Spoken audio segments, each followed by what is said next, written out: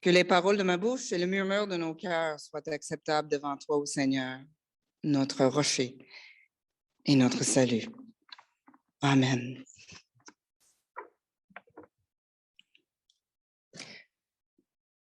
Les disciples s'étaient querellés pour savoir qui était le plus grand. Me semble que je les entends. Simon, qui jusqu'à ce moment-ci n'hésite pas à se mouiller, se lance. Bon, Jésus m'a donné le nom de Pierre. De toute évidence, il sait que j'ai le plan le plus solide sur lequel bâtir notre communauté. Et Jacques et Jean, fils de Zébédée, de répondre, nous avons toujours travaillé en coalition, en équipe. Il me semble que c'est le genre d'organisation auquel Jésus nous appelle. Et Matthieu, l'ancien collecteur d'impôts, de souligner qu'il est le mieux placé pour gérer l'économie. Après tout, toute communauté a besoin de reins financiers solides pour avancer. Plus ça change. Depuis la nuit des temps, les grands de ce monde se disputent la première place, moins pour le bien commun, mais plutôt pour faire avancer leur projet, leur carrière, assurer leur fonds de pension. Et ils sont prêts à tout, ou presque, pour se hisser au-dessus de la mêlée. N'est-il pas temps que les choses changent vraiment? Ne sommes-nous pas dus pour un véritable renversement de l'ordre établi? Et non, je ne nous incite pas à un coup d'État. On voit à bien des places que ça ne marche pas, hein? Jésus avait déjà dit à ses disciples que le chemin de la croix était un passage obligé pour quiconque voulait le suivre au royaume de Dieu. Ce matin, Jésus poursuit son enseignement en disant « Si quelqu'un veut être le premier, qu'il soit le dernier et le serviteur de tous. » OK, là, ça me stresse. J'ai déjà pas mal d'affaires à faire. J'ai de la broue dans la toupette. Et il faut être la servante de tout le monde. Et les besoins sont tellement énormes partout. Il faut faire quelque chose, préparer un plan, passer à l'action. Rien qu'y penser. Je suis épuisée, découragée et au bord du burn-out. Et je reviens juste de vacances il y a quelques semaines. La communauté des disciples est petite. Et là, même si on pense plus grand, on élargit nos horizons au-delà des limites de notre petite charge pastorale, l'Église est petite aujourd'hui. Nos moyens sont modestes, c'est le moins qu'on puisse dire. Et l'Église n'a pas beaucoup de pouvoir dans la société. Être les serviteurs et les servantes de toutes et tous, voyons donc Jésus. Mais peut-être que je comprends mal. Comme Pierre, comme Jacques, comme Jean, et tous les autres ont mal compris à un moment donné. Autant les disciples de Jésus sont durs de comprenure, comme on dit, autant Jésus est bon pédagogue. Et il fait preuve d'une patience sans borne. Il répète et répète et répète et re-répète. Et il accompagne son enseignement d'illustrations percutantes.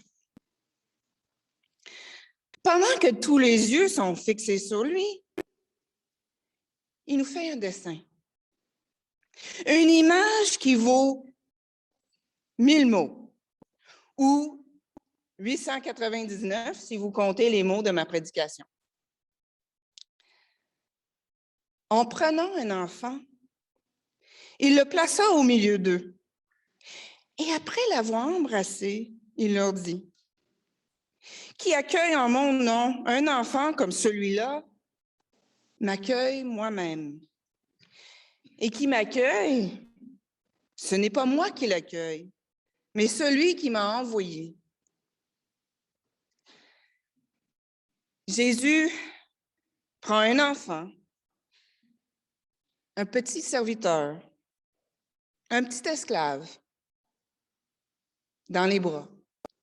C'est-à-dire qu'il prend quelqu'un qui n'a pas de pouvoir, pas de statut, qui n'a pas voix au chapitre. Il le prend dans ses bras, pose peut-être même un baiser sur son front. Geste empreint d'intimité, de tendresse, d'affection. Se trouver dans une relation d'intimité où on se sent en sécurité, protégé et en confiance, et être touché avec tendresse et affection. C'est si simple. Et ça fait tant de bien. Ça peut faire toute la différence dans une vie. C'est l'une des grandes leçons de cette pandémie, n'est-ce pas? Bien que les plus petits et les plus vulnérables de nos sociétés le sachent depuis très longtemps. Nos aînés dans les CHSLD, notamment. Tisser avec d'autres des relations d'intimité, des relations de confiance. Toucher leur vie de tendresse et d'affection. Il me semble que ce n'est pas plus compliqué que ça, être le serviteur ou la servante de toutes et tous. Et c'est à la portée de tout le monde, tous les disciples de Jésus, peu importe notre âge, notre statut social, nos moyens financiers, nos capacités physiques ou intellectuelles. Il me semble que cette image de Jésus avec cet enfant dans ses bras en dit long sur le plan de Dieu. Non pas pour quelques élus, mais pour l'humanité et en fait, pour la création tout entière. Oui, prendre soin de sa mère à 99 ans, ou des enfants qui, dans la cour d'école, voient le dernier arriver, ou voient l'enfant victime d'intimidation, s'approche, invite l'autre à jouer, ça peut faire toute la différence dans une vie. J'en sais quelque chose parce que comme enfant, j'ai été victime de beaucoup d'intimidation. Et ce sont des enfants qui m'ont aimé, qui ont choisi de jouer avec moi, même si je ne courais pas le plus vite, qui m'ont donné confiance en moi, autant que les grands qui m'ont encouragé. Tisser des liens d'intimité et d'affection avec quelqu'un, ça peut changer une vie. Il est vrai que ce plan de Dieu, l'Église n'a pas toujours su le mettre en action. Et pour dire vrai, elle a souvent fait tout le contraire. Comment ne pas penser aux enfants que l'Église n'a pas su accueillir avec tendresse et affection, comme Jésus nous montre à le faire ce matin. L'histoire du Québec, du Canada et de bien d'autres pays aurait certainement été bien différente si l'Église avait suivi l'exemple de son maître. Mais l'histoire n'est pas terminée. Comme nous le disons à chaque semaine, il n'est jamais trop tard pour se repentir, pour changer de direction, d'orientation.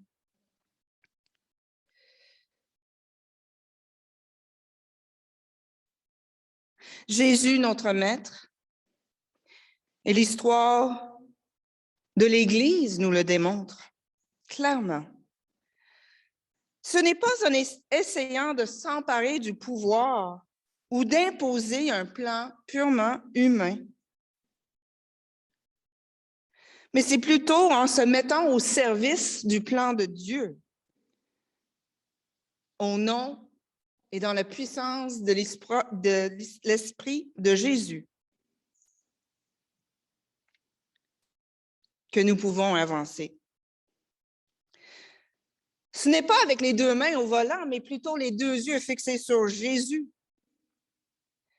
que s'ouvre le chemin de l'avenir de Dieu, la vie abondante pour la création tout entière. C'est vrai que l'Église d'aujourd'hui est petite. Elle est comme un petit enfant, un petit serviteur. Ses moyens sont modestes. Elle ne peut pas faire cavalier seule. Elle doit compter sur des personnes et des groupes de bonne volonté. Elle n'a plus beaucoup de pouvoir dans la société. Elle n'a presque plus voix au chapitre, particulièrement au Québec d'aujourd'hui. Et c'est peut-être sa chance ou une grâce à accueillir. Ne serait-il pas temps de devenir ou de redevenir ce petit enfant, ce petit serviteur, cette petite servante qui se blottit contre Jésus, faisant le plein de son amour, de sa tendresse, de sa compassion, afin de pouvoir en servir d'autres à son exemple. À suivre par la grâce de Dieu. Amen.